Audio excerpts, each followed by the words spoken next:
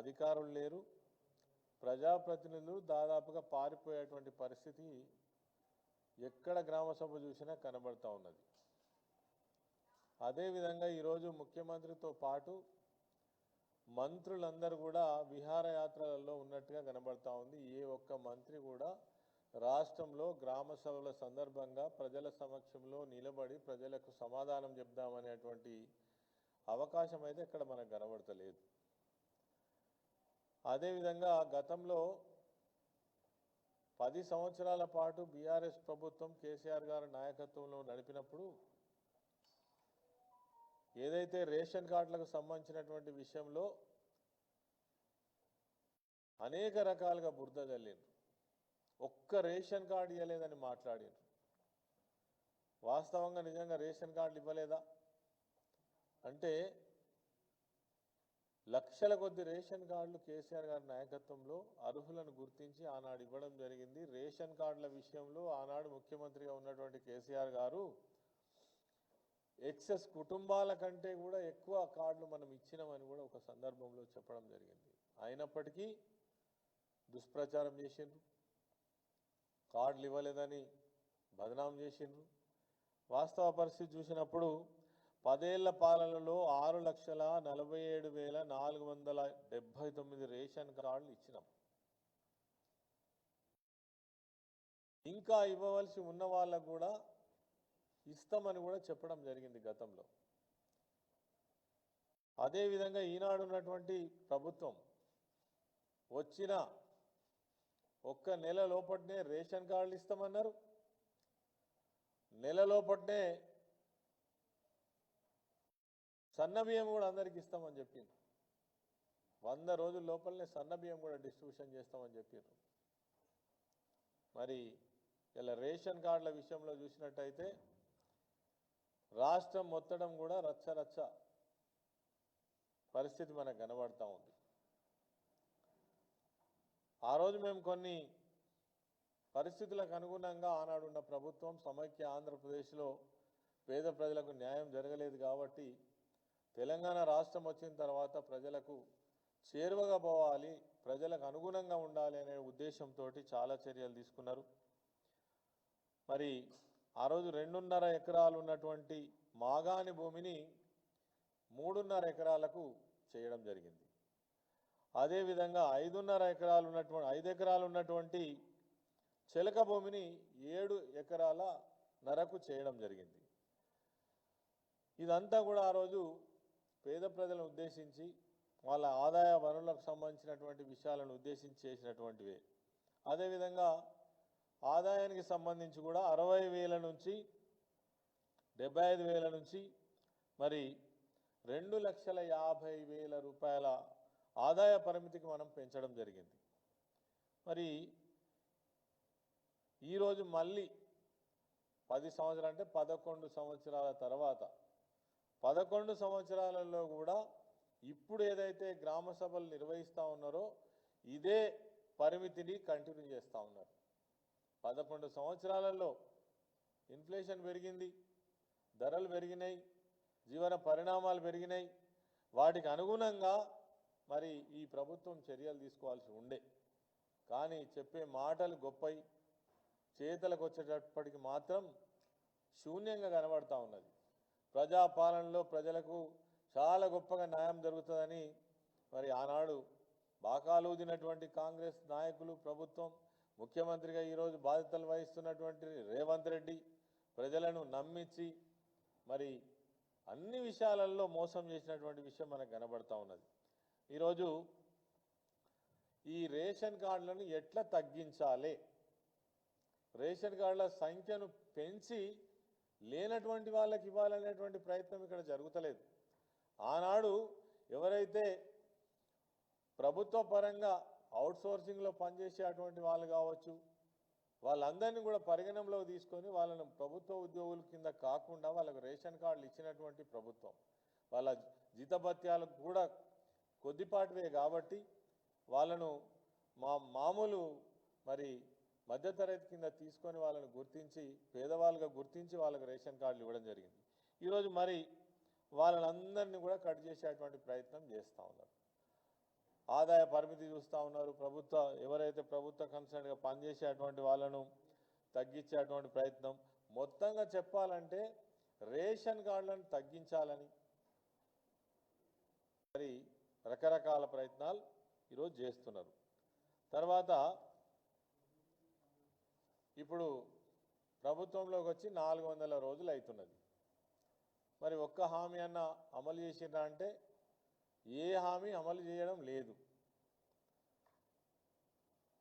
తర్వాత ఇప్పుడు ఏం చేస్తున్నారు, మళ్ళీ ఈ రేషన్ కార్డు పేరు మీద అప్లికేషన్ తీసుకుంటున్నారు. అసలు ఎన్నిసార్లు అప్లికేషన్ తీసుకుంటారు? ప్రజాపాలన అప్లికేషన్లే మాకు తెలిసినంత వరకు 1,10,00,000 1,12,00,000 అప్లికేషన్లు అధికారంలోకి వచ్చిన తర్వాతనే మీరు తీసుకున్నారు. ఆ అప్లికేషన్లు ఏమైనాయి? ఆ అప్లికేషన్లో తీసుకున్నప్పుడే అన్ని వివరాలు తీసుకున్నారు. మళ్ళీ ఇప్పుడు రేషన్ కార్డు కోసం అప్లికేషన్లు తీసుకుంటున్నారు. తర్వాత బీసీ కులగణన కోసం కూడా అప్లికేషన్లు తీసుకున్నారు.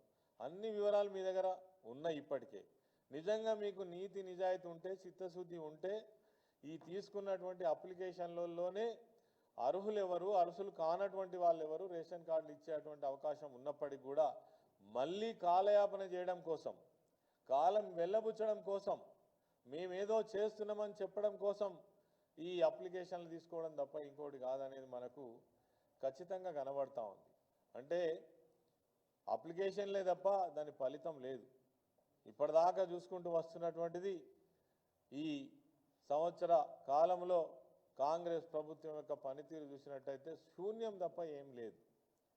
అదేవిధంగా దీన్ని మేము తీవ్రంగా ఖండిస్తూ ఉన్నాం. బీఆర్ఎస్ పార్టీ పక్షాన యథాతథంగా దీన్నే కొనసాగించడం, గతంలో ప్రభుత్వం ఏదైతే మరి ప్రజల సౌకర్యార్థం వారిని ఆ ఆర్థిక స్థితిగతులను పెంచిందో ఇప్పుడు కూడా పెంచి ఇవ్వాలి అనేది మేము డిమాండ్ చేస్తున్నాం. అదేవిధంగా కాలయాపన పేరుతో పదే అప్లికేషన్లు తీసుకోవడం ఏదైతే ఉన్నదో ప్రజలను ఇది వంచడం తప్ప ఇంకొకటి కాదు. దీన్ని విసుక్కుంటున్నారు ప్రజలు. ఇప్పటికే ఎన్నిసార్లు తీసుకుంటారు అప్లికేషన్స్ అని. మరి దీన్ని వెంటనే ప్రభుత్వం ఆలోచించి దీనిపైన తగిన నిర్ణయం తీసుకోవాలని కూడా మేము డిమాండ్ చేస్తూ ఉన్నాం. అదేవిధంగా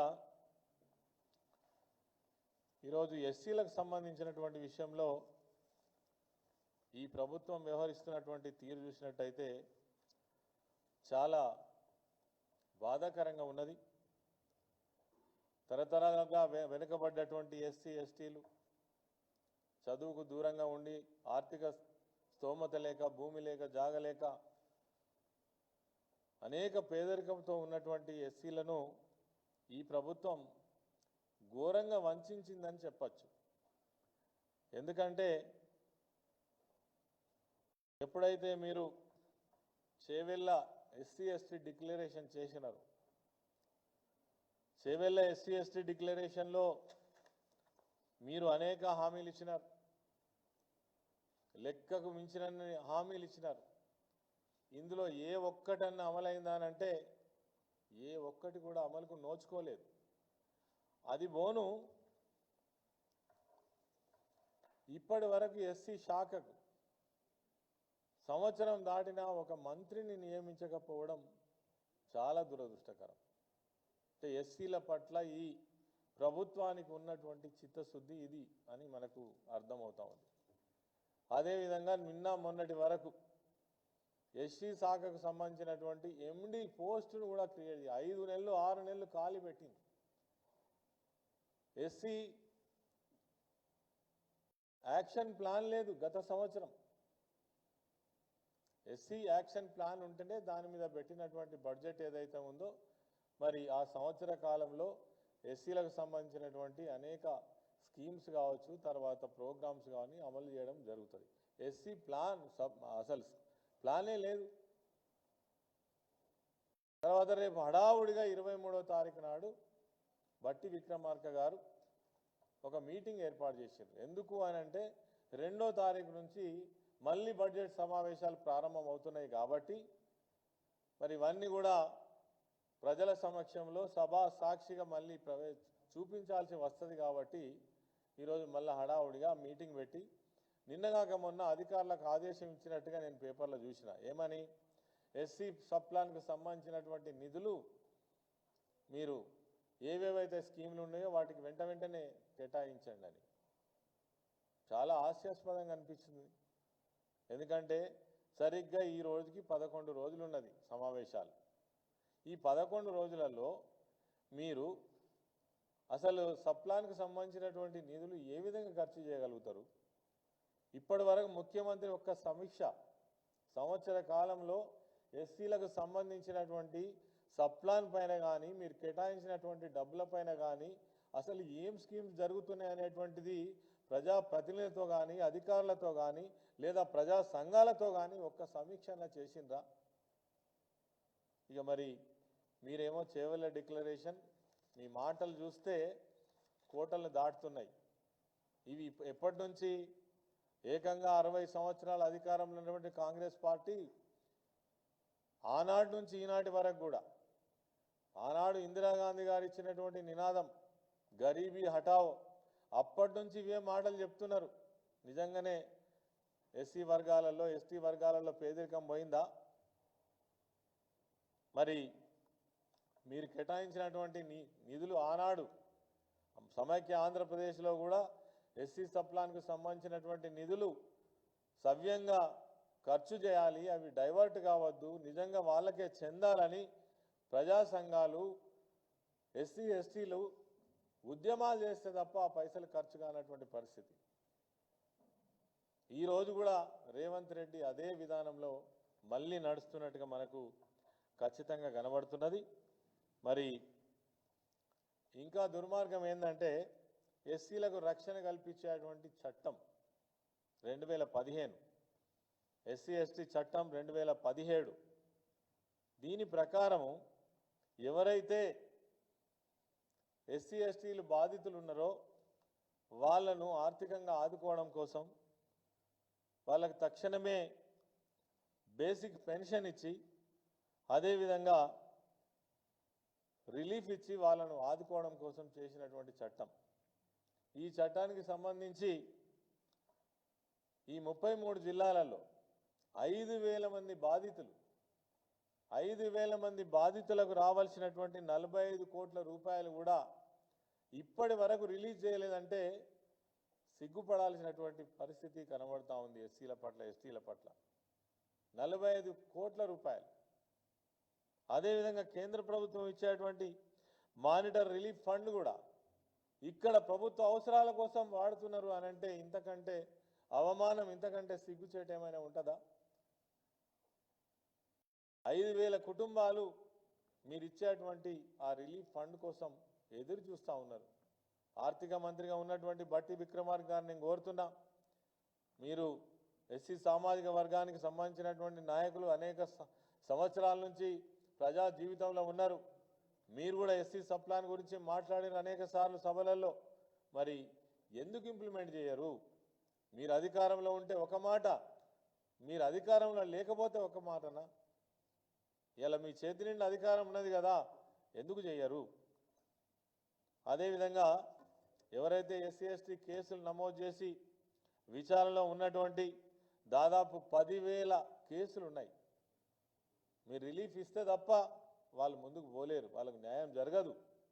అయినప్పటికీ ప్రభుత్వం ఇప్పటి వరకు కనీసం కన్నెత్తి కూడా చూడనటువంటి పరిస్థితి ఈ రాష్ట్రంలో ఎస్సీల పట్ల ఎస్టీల పట్ల ఈ ప్రభుత్వం వ్యవహరిస్తుందని మాత్రం ఖచ్చితంగా చెప్పవచ్చు. అదే ఎస్సీ సంక్షేమం జరగాలంటే ఎట్లా జరుగుతుంది? దానికి ఒక మంత్రి ఉండద్దా? సంబంధిత అధికారులు ఉండద్దా?